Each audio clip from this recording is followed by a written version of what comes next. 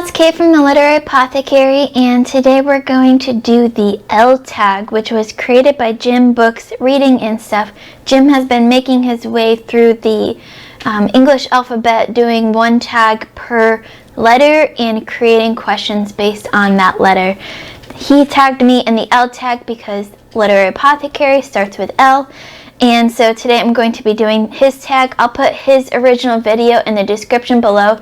You guys got to go check it out along with all the other videos that he's done. It's really, really fun. And I can't wait to get into this tag. So, L. L is for Louis L'Amour, the prolific best-selling writer for his Western fiction. What is your favorite of Louis L'Amour's novels? And to be honest here, to start us straight off, I haven't read any of his novels yet, but I grew up on watching Westerns with my grandparents as a kid, and I've seen many of the films based off of his novels. Two of my favorites were The Quick and the Dead with Sam Elliott and Hondo with John Wayne. John Wayne was like my grandfather's idol and therefore my idol when I was a kid. So we watched a lot of John Wayne movies and I've seen Hondo many, many times. L is for love. What is your favorite literary love story? And I've answered this question in a lot of different tags, so I'm just going to quickly mention three of my favorite love stories, my favorite relationships in books. Mr. Darcy and Lizzie Bennet from Pride and Prejudice, they just to me are like the perfect literary couple. Tonks and Lupin from the Harry Potter series, and Henry and Claire from The Time Traveler's Wife. Just seeing what they go through while Henry is traveling through time is just special to me. L is for like. Have you liked this video? If not, go do so right now. L is for language. Do you have any books in a language that you don't read? Not currently. I used to own, I think it was the Count of Monte Cristo in the original French, but I recently just unhauled it because I can't read French, so I'm like, why do I have this book in French that I can't read? What languages can you read in? Unfortunately, only English right now, but hopefully maybe in the future I can change that and learn some new languages. It's crazy because I took many different language classes in college and high school, but with lack of practice, I haven't retained any of those. I took Spanish, French, German, a semester of Italian, a semester in American Sign Language, and I barely remember anything from any of those classes. So as of right now, the only language I can read in is English. L is for lingo. Are there any words in other languages that have no equivalent in English?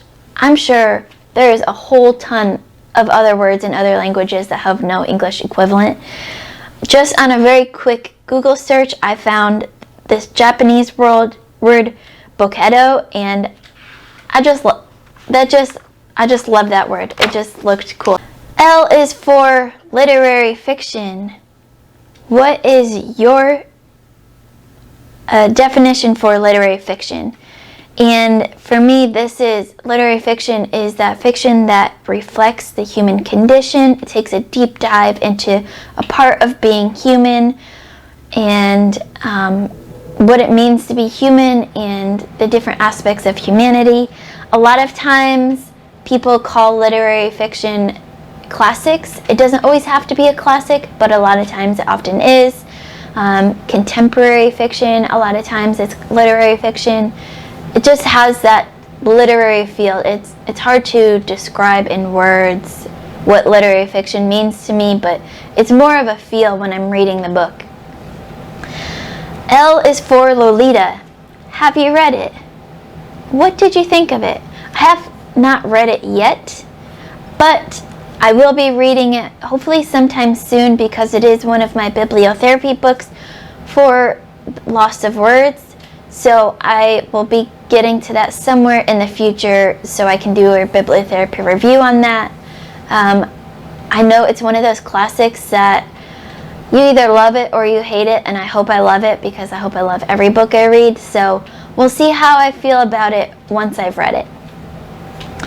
L is for London. What is your favorite book set in London? And off the top of my head, I would say The Bleak House by Charles Dickens. I loved all the different characters in this book. Charles Dickens is famous for creating such memorable characters, both good and bad.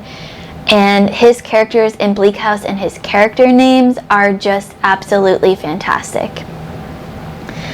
L is for librarian. Do you have a favorite librarian? And my favorite literary librarian is the orangutan librarian in Discworld. He is just so funny, and he can't talk because he's an orangutan, but he speaks in orangutan and he says ook, and he's just a great comedic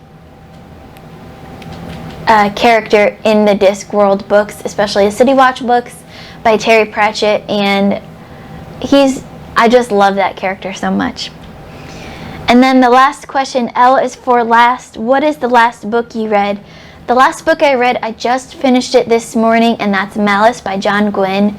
And holy cow, what an incredible book that was. I gave it 5 out of 5 stars. And that ending, those last like 200 pages, so much happens in that. My mind is still thinking about that book. So that was the L tag created by Jim's reading books and stuff. And I tag Klaus at the Contradictorian, Joanna at Joanna Sousa, and Alan at the Library of Alexandria.